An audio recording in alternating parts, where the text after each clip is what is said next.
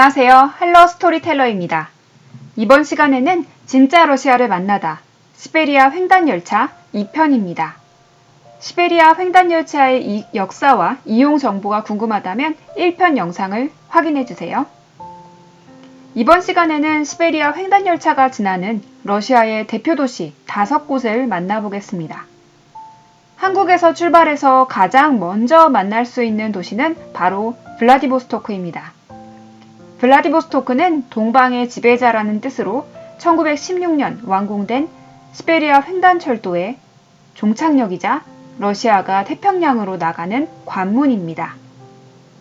블라디보스토크 일대는 원래 중국 영토였으나 러시아가 1860년 베이징 조약으로 프리모르스키주, 즉 연해주 전체와 사할린 섬을 차지할 때 러시아 영토로 편입되었습니다. 그렇게 조선과 러시아가 이웃 나라가 된 이후 한인 농부들이 국경선 건너편 러시아의 풍부한 옥토와 상대적으로 효율적인 행정이 마음에 들어서 러시아로 이주하기 시작했습니다. 그러한 한국인들을 러시아 사람들은 바람직한 아시아인들로 보는 경우가 많았다고 하는데요. 당시 러시아에 온 중국 이주자들과는 달리 한인들은 영구 정착민으로 건너와서 이 지역에 식량을 생산할 수 있는 사람들이었습니다. 또한 근면하고 예의가 발라서 동방의 변방이라는 이미지가 지배적으로 이 블라디보스토크 한인들을 반기는 이유가 되었다고 합니다.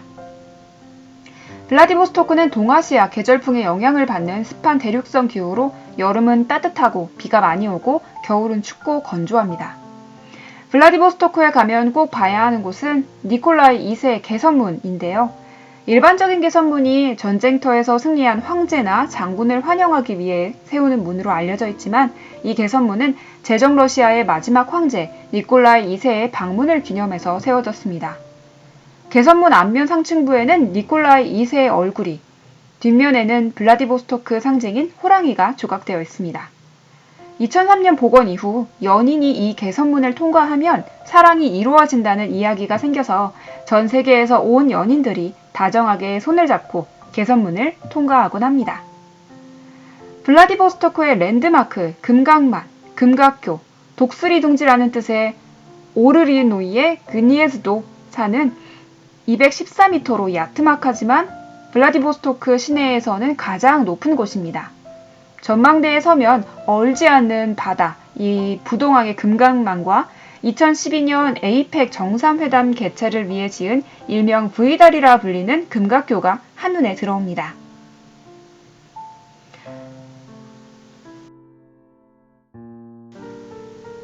바로 다음 도시는 이르쿠츠크입니다.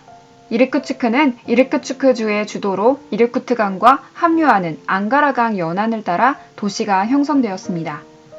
이 도시는 1825년 12월 제정 러시아에서 일부 청년 장교들이 입헌군 주제의 실현을 목표로 일으킨 난이었던 데카브리스트 난에 가담했던 청년 장교, 예술가, 귀족 등이 유배된 곳 중 하나입니다. 이곳은 오랫동안 유배지의 하나였고 유배자들이 물려준 문화유산 덕분에 이르쿠츠크는 시베리아의 파리로 불렸습니다. 현재 이르쿠츠크는 인근 도시들과 합병을 해서 인구 100만 명이 넘는 대도시로 성장하고 있고요. 역사적인 기념물과 작품이 700개 정도가 남아있어 도시의 역사가 살아 숨쉬는 미술관과 박물관에서 이르쿠츠크만의 독특한 분위기를 느낄 수 있습니다. 또한 바이칼호 남단에 위치해 시베리아 문화의 보물창고라고 불리기도 합니다. 바이칼호 안에는 18개의 섬이 있는데요. 그중 가장 큰 섬이 알혼섬입니다. 이 섬 안에는 또 호수가 존재할 정도로 크기가 크고 소련 시기에 추방지로 이용되기도 했습니다. 톨스토이의 소설 전쟁과 평화의 주인공 발콘스키의 집. 톨스토이의 친척인 발콘스키는 1825년 12월 러시아 최초로 근대적 혁명을 주도했던 젊은 귀족 장교 중 하나였습니다. 본 건물은 데카브리스트 중 하나였던 발콘스키 자신이 직접 설계하고 지은 건물로 음악을 좋아했던 아내 마리아 여사와 문학을 좋아했던 발콘스키 덕분에 음악회와 신앙송, 가면무도회 등의 문화활동이 쉬지 않고 열렸습니다. 이르쿠츠크의 두 번째로 지어진 교회로는 티베트 불교를 믿던 원주민인 부랴트인들에게 거부감을 느끼지 않도록 그들에게 익숙한 팔각기둥 형태의 게르 모양의 건축물로 지어졌습니다.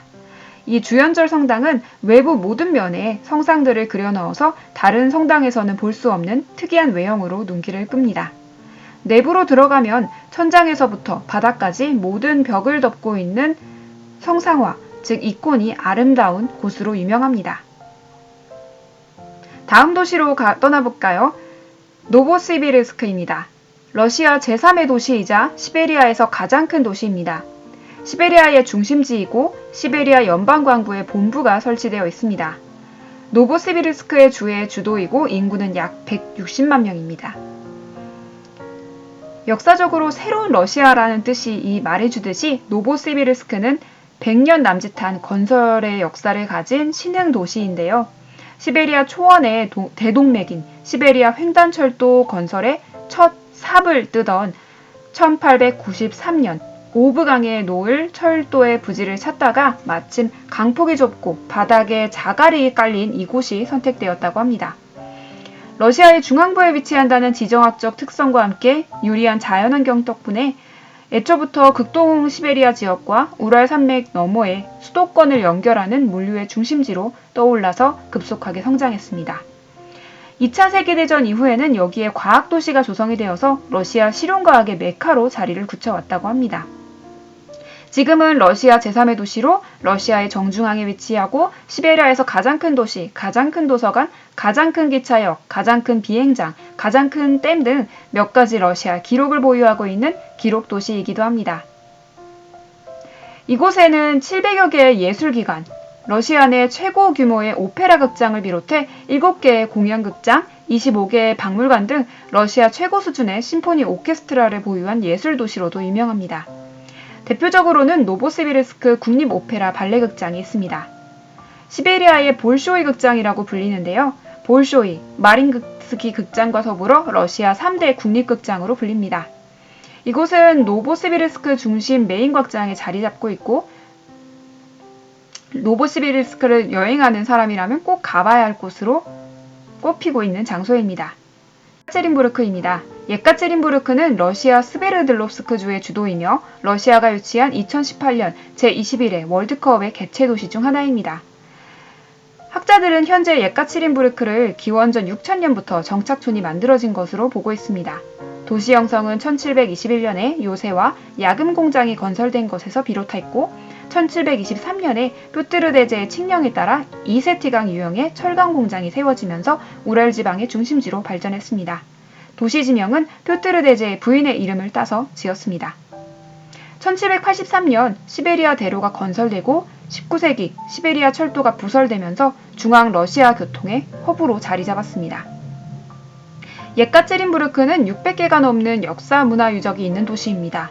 1918년 러시아의 마지막 황제인 니콜라이 2세와 그의 가족들이 적군 볼세비키에 의해 이 도시에 유폐되고 사살되었는데 2003년에는 그들을 기리면서 세워진 피해 사원이 이렇게 예카체린부르크의 대표적인 문화재로 자리매김했습니다. 러시아 니콜라이 2세의 가족의 최후에 대한 역사를 전시해둔 기념 성당이자 이들 가족들이 화장되어 뿌려진 곳이기도 합니다. 예카체린부르크 여행에서 가장 아름다운 건축물이 아닐까 생각됩니다. 시내에는 소비에트 시대에 활발히 진행되었던 스베르들로프 지역개발로 수많은 구성주의 건축물을 감상할 수 있습니다.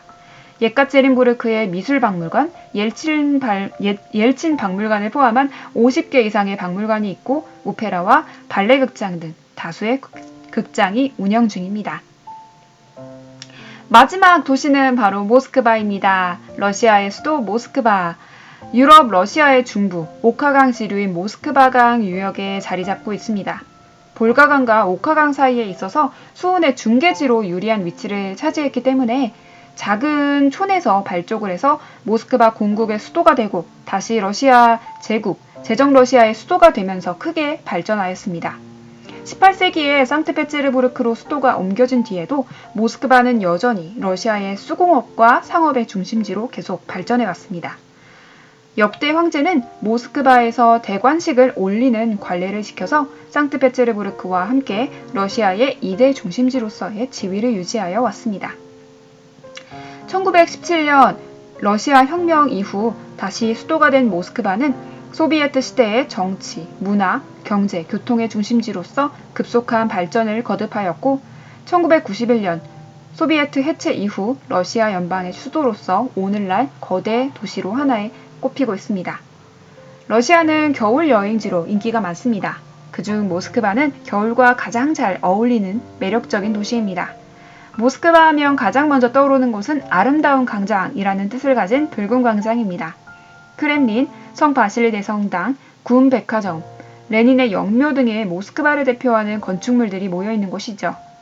테트리스에 등장하는 성이라고 불리는 이 바실리 대성당은 러시아 정교회 예술의 가장 아름다운 기념물로도 유명합니다.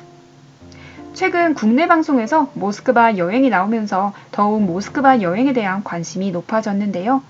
러시아만의 차가운 느낌과 어우러지는 중세시대 같은 도시의 전경, 역사와 문화가 꼽히는 모스크바는 부모님, 가족들과 함께 떠나는 여행에 더욱 추천하는 곳입니다. 러시아의 역사를 느낄 수 있고 러시아 특유의 건축물을 만나고 싶다면 이곳 이렇게 시베리아 횡단 열차를 타고 러시아 도시를 관광하는 건 어떨까요? 이번 시간에는 진짜 러시아를 만나다 시베리아 횡단 열차 2 도시에 관한 이야기를 다뤄보았습니다. 본 영상은 한국의대 국제지역대학원 러시아 CIS학과의 대학원생들의 도움으로 제작되었습니다. 앞으로도 더 많은 이야기들로 찾아뵙겠습니다. 구독과 좋아요, 응원 댓글 부탁드립니다. 지금까지 할러 스토리텔러였습니다. 감사합니다.